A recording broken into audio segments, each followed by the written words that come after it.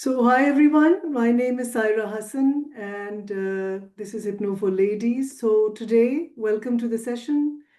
Today, we're going to focus on the topic catastrophizing thoughts or catastrophization. So, a lot of us, a lot of my clients, and in our stress management group, there's been a lot of requests for how do you stop overthinking?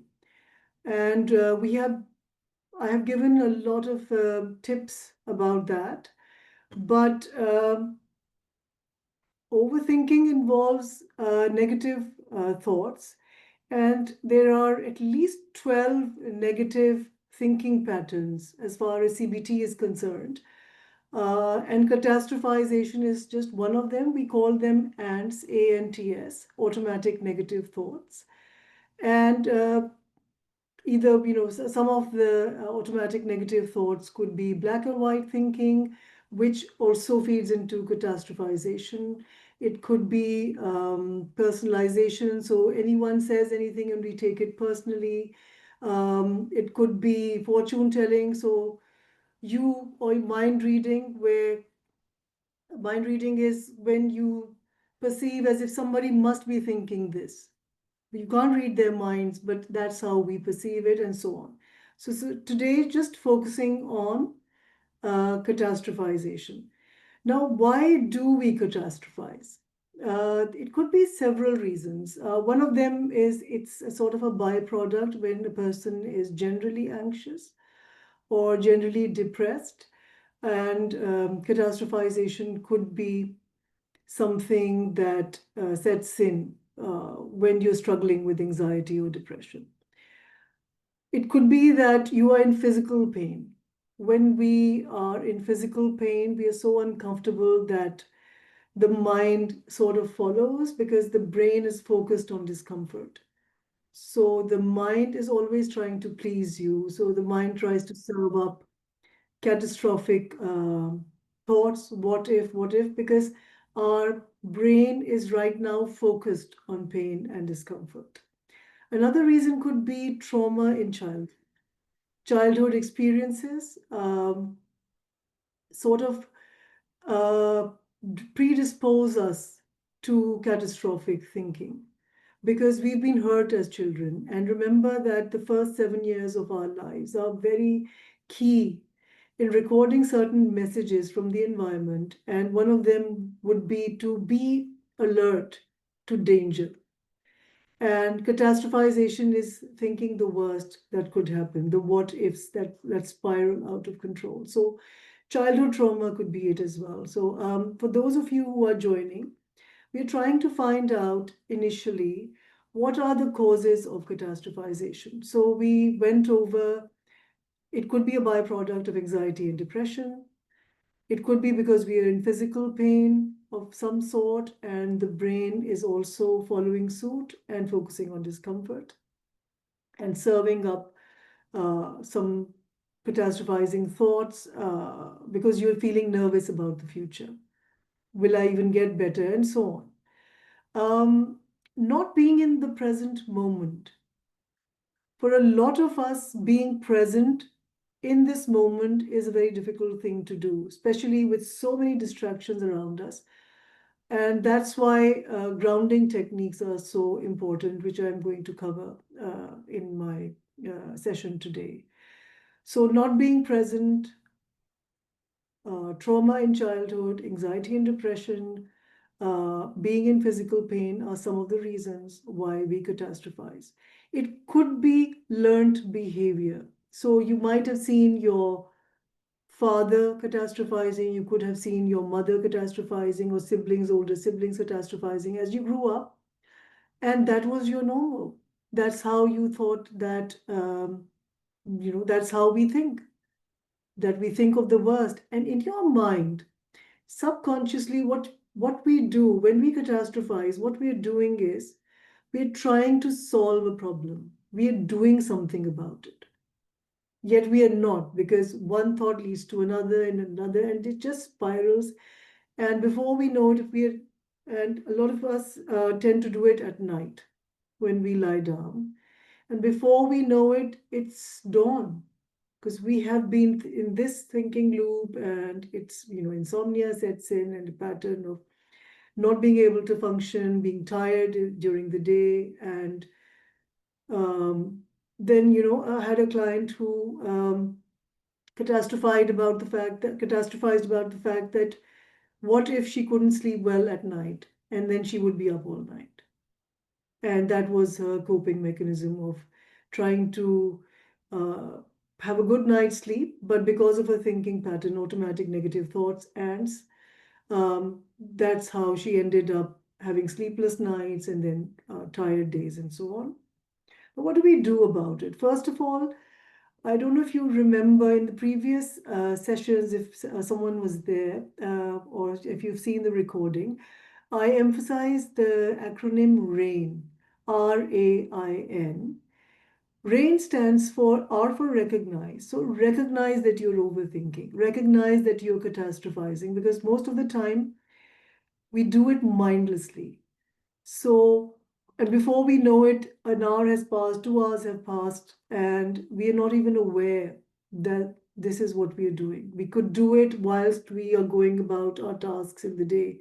We might be working, we might be with people, and our mind is in overdrive. So it doesn't just happen at night. It would happen during the day as well. It could happen. And especially people who have um, this problem, catastrophizing sets in like this. You react and you catastrophize. And it takes seconds. So first of all, R is for recognize. Recognize that this is what you're doing. Label it. Label your negative thinking pattern. Say this is catastrophization. When you label it, you are basically bringing it to awareness. So that's A. A for awareness. So bringing this thought to awareness, oh, I am catastrophizing.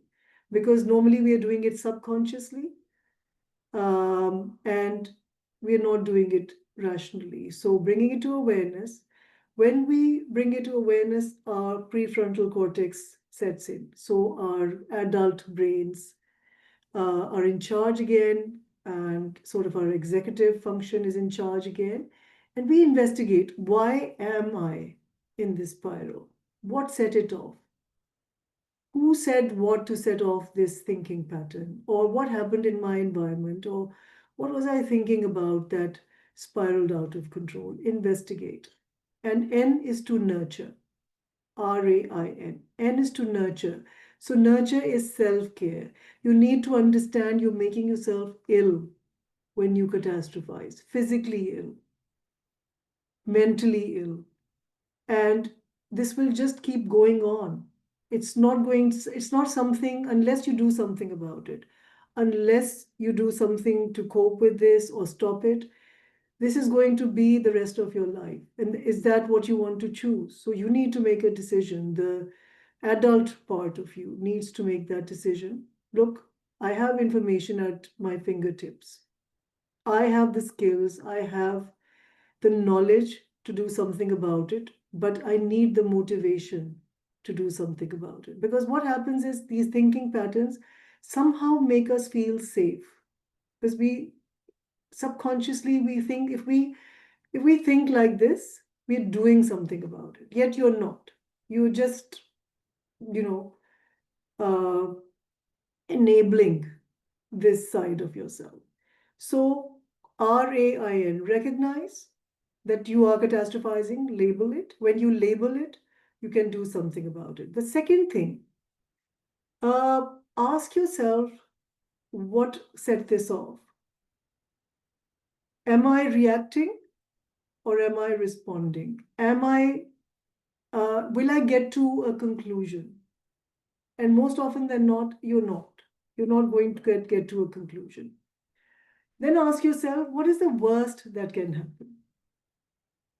The worst case scenario. A lot of you will shy away from that.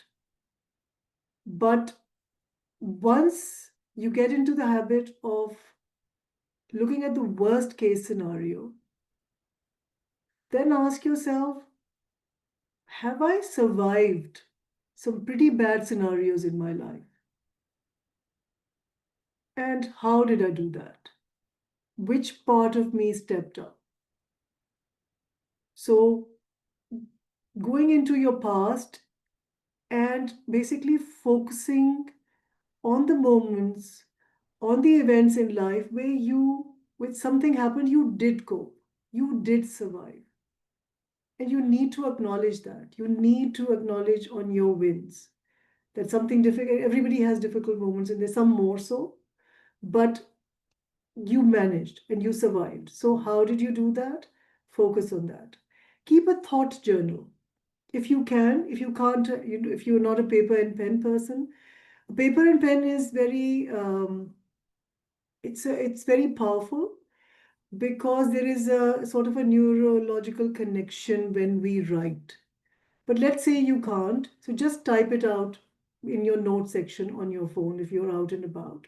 How are you feeling? What is the evidence for this catastrophization? Will the worst happen? And then ask yourself, question yourself. Ask yourself, how distressed am I about this situation on a scale of 1 to 10? And then grade yourself and then do your coping mechanisms.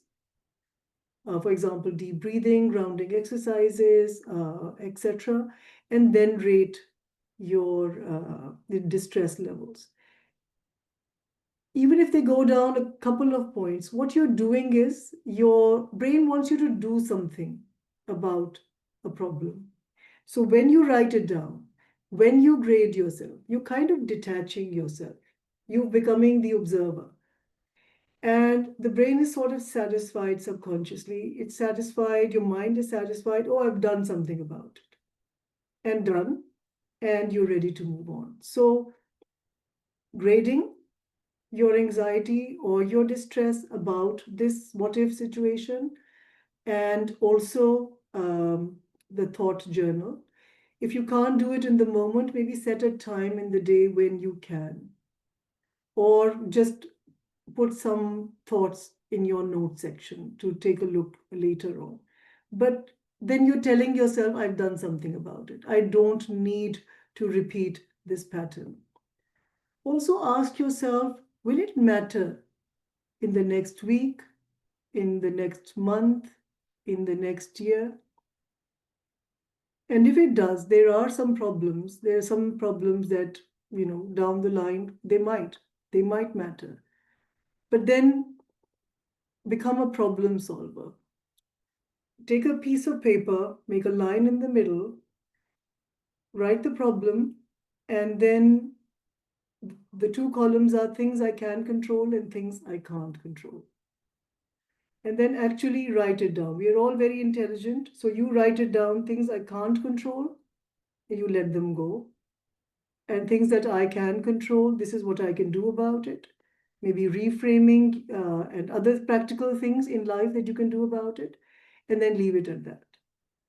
And the last thing I want you to do is, let's say if it's something that is, it's a worrying thing and you're afraid. A lot of catastrophizing stems out of fear and you're afraid.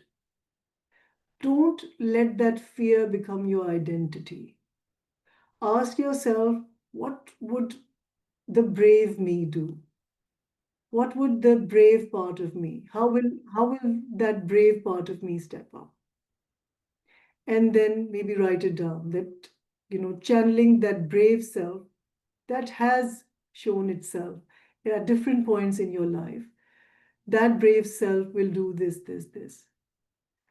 This is a habit.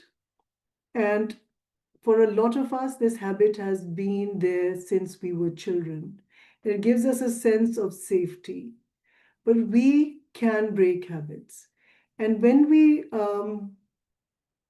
do these things, recognizing that we are overthinking, recognizing that we are catastrophizing, asking ourselves, what is the worst case scenario? What can we do about it? Things we can control, things we can't. What are the little things that I can do right now in the moment? For example, deep breathing, right? In the previous sessions, I have given two very powerful techniques that I use personally to stop overthinking in its tracks. And I'll repeat for people who haven't attended these sessions before, that if you're overthinking, take in a deep breath, And when you exhale, pause. Pause your exhale and then continue. When you pause your exhale, there is a corresponding stop somewhere in your brain, and that thinking loop is broken. For example, breathing patterns should be where the inhale is, let's suppose, 4, the hold will be 4, but the exhale will be 8. So, however you breathe, just let's say you're breathing naturally, engaging your diaphragm, of course. And let's say your inhale is 5, which comes naturally to you. So, your exhale will be 10. Always double. So, let's say my inhale was 4 and I'm exhaling at 8 at the count of 8. For me, when I count till 6, I know I'll pause to break that thinking loop. And I feel it over here. And when you try it, you might feel it somewhere else in your head, but do try it. And that will, or think of a stop sign, a red stop sign, and stop and switch your thoughts to, for one negative thought, try to think 3 positive things, whatever they are. You have a comfortable bed, there is peace in your world, things are normal, just little things. The temperature is fine, just find little glimmers in your life. The second way of breaking this loop is again breathing in. And instead of pausing your breath, touch the tip of your tongue to your palate. That will also stop your out breath, and you will have a corresponding stop here. So try these little things. Again, grounding techniques, the 5, 4, 3, 2, 1. Just look at, 5 things that you can see, 4 things that you can touch, 3 things that you're noticing this, 3 things that you can hear, 2 things that you can smell, and 1 thing that you can taste. So engaging all of your senses. Otherwise, just maybe a triangle, 3, 3, 3. 3 things that you can see, 3 things that you can touch, 3 things that you can hear. So just try to be present in the moment, because what is catastrophizing? We are in the future. We are not in the present moment. So are there any questions before I start the hypnosis section? No. Okay. So may I request everybody stays muted? I will get out of your vision as well. See